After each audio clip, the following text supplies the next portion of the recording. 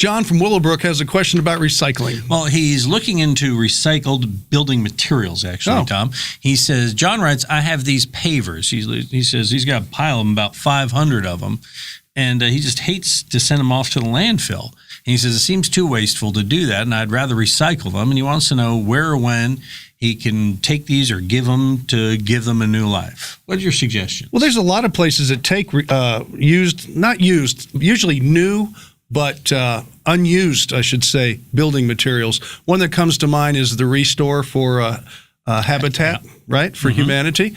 You have Historic Houston. They all recycle stuff. So you've got a lot of options out there, but there are businesses, they don't take, unless it's some kind of antique, they don't take used stuff. Like an old door that you kicked, it has a hole in it or something. Well, actually, not so fast, because the city of Houston runs one called Reuse. Oh, okay. And they've set the bar a little lower on the things they'll take.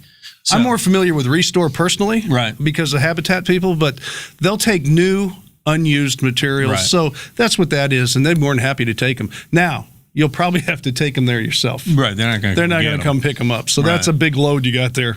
But it's also something to think about if you're working on a project. Yeah, maybe you only need a little bit. You don't need a bunch. You can go to one of these places, and I think we ought to do a video about this sometime, about all these places where you can get the recycled stuff, because it's a great way to save money on a project and green things up a little bit. Yeah, and find things that might be unusual that you don't see anymore. Like, here we are. Anyway, but we're available to you, but you can only take us home by video. And you can find more of them at HomeShowRadio.com under the Ask Tom tab.